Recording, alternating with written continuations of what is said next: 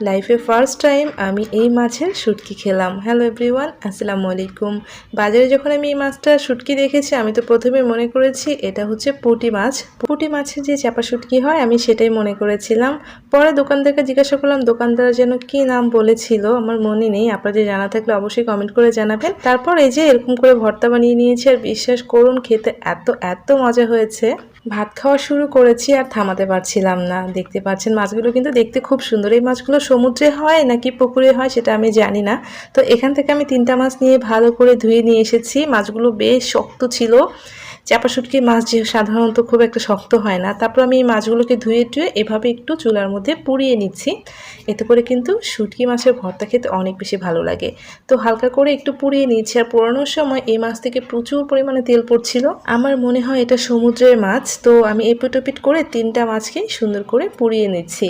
অতিরিক্ত পুড়ে ফেলছি না, হালকা করে পুড়ে নিচ্ছি যাতে ফ্লেভারটা ভালো লাগে।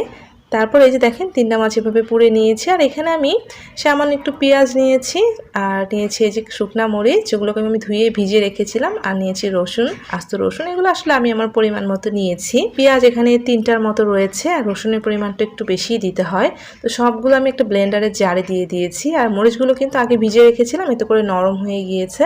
আর এই যে পুড়ে রাখা শুটকি মাছ 3টাও আমি এর মধ্যে দিয়ে দিলাম। তারপর এখন একটু সামান্য পানি দিয়ে আমি একটা খুব ভালো করে পেস্ট করে নিচ্ছি।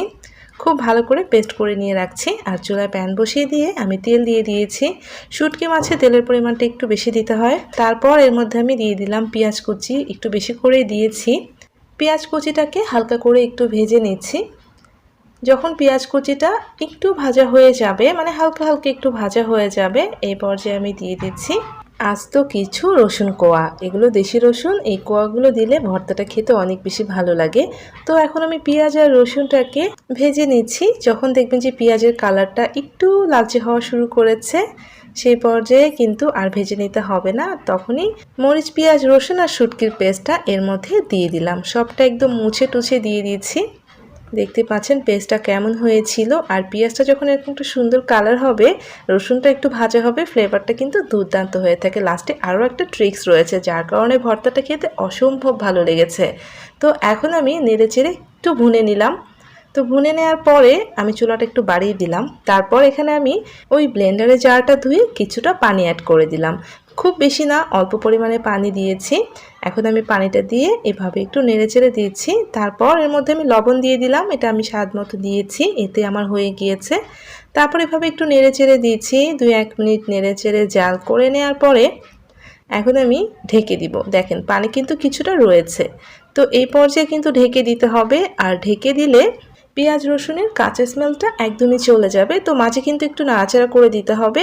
আর এটা যতক্ষণ না শুকিয়ে যাবে পানিটা, ততক্ষণ পর্যন্তই কিন্তু ঢাকনা দিয়ে আমি ঢেকে রান্না করে নিব। মাঝে মাঝে এভাবে একটু নেড়ে দিব যাতে নিচের দিকে লেগে না যায়। যেহেতু অনেক ঘন পেস্ট, একটু পরপর নেড়ে দিতে হবে। আবারও ঢাকা দিয়ে দিলাম। চুলার আঁচ কিন্তু একদম কমিয়ে রাখবেন। একদম কমিয়ে রেখে আমি রান্না করে নিয়েছি, একটু মাঝে মাঝে নেড়ে দিয়েছি।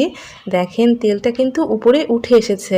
এখন হচ্ছে ভর্তার টেস্ট বাড়ানোর মেইন কাজ। দেখেন ভর্তাটা অনেকটা শুকিয়ে গিয়েছে, তারপরেও কিন্তু একটু নরম নরম রয়েছে, একটু পানি পানি ভাব রয়েছে। তো এটাকে শুকিয়ে ফেলতে হবে। তার আগে ভর্তার টেস্টটা অনেক বেশি বাড়ানোর জন্য এখানে আমি প্রথমে 1 পিস লেবু পাতা দিয়ে দিলাম। এটা কিন্তু এই পর্যায়ে দিতে হবে। এখন অনবরত নেড়েচেড়ে দিচ্ছি। লেবু পাতা দেওয়ার কারণে ফ্লেভারটা এত সুন্দর হয়ে থাকে, আপনি এভাবে না বানালে বুঝতেই পারবেন না। দেখেন আমি কিন্তু অনবরত নেড়ে যাচ্ছি। এরপরে কিন্তু আমি আরও 1 পিস লেবুর পাতা দিয়ে দিলাম। আমার ফ্লেভারটা খুবই ভালো লাগছে, তাই আমি আরও 1 পিস দিয়ে দিয়েছি। এখন অনবরত নেড়ে যাচ্ছি। আর দেখেন তেলটা কিন্তু গা থেকে ছেড়ে দিচ্ছে। আর ভর্তাটা অনেকটা আঠালো হয়েছে। আমার কিন্তু ভর্তা বানানো হয়ে গিয়েছে। এখন লেবু পাতাটা একদম ফ্রেশ রয়েছে। এই পর্যায়ে ভর্তাটা আমি নামিয়ে নিব। আর দেখেন ভর্তাটা কেমন হতে হবে। ঠিক এমন করে নামিয়ে নিতে হবে। ভর্তার ঘ্রাণে তো পুরো বাড়ি ঘর মৌ মৌ করছে। তো এই মাছের চ্যাপা করেছি আমি, বাঁশপাতালির চ্যাপাও খেয়েছি, পুঁটির চ্যাপা তো খেয়েই থাকি। তো আমার কাছে এত মজা লেগেছে যে খাওয়ার পর আমি জাস্ট থামতে পারছিলাম না। ভর্তাটা দেখছেন কতটা ইয়ামি লাগছে। এই ভর্তা দিয়ে আপনি আনলিমিটেড ভাত খেতে পারবেন। ভাত খাওয়া আপনার শেষই করতে ইচ্ছা করবে না। আমি তো ঘ্রাণে আর দাঁড়িয়ে থাকতে পারিনি, কিছুটা ভাত নিয়ে নিয়েছি, তারপর ভর্তাও নিয়ে নিলাম। আমার তো জিভে পানি চলে এসেছে। আমি মেখে খেয়ে নেওয়া শুরু করেছি। আর এমন একটা ভর্তা হলে সেদিন আর ভাতের সাথে কিচ্ছু লাগবে না। তো আশা করছি রেসিপিটা আপনাদের কাছে সহজ আর ভালো লেগেছে। এই ভর্তা কিন্তু আপনি বানিয়ে অনেক দিন পর্যন্ত সংরক্ষণও করতে পারবেন। রেসিপি ভালো লাগলে প্লিজ একটা লাইক দিতে ভুলবেন না। আর এমন আরও রেসিপি পাওয়ার জন্য প্লিজ চ্যানেলটা সাবস্ক্রাইব করে সাথেই থাকবেন। সবাই ভালো থাকবেন। আল্লাহ হাফেজ।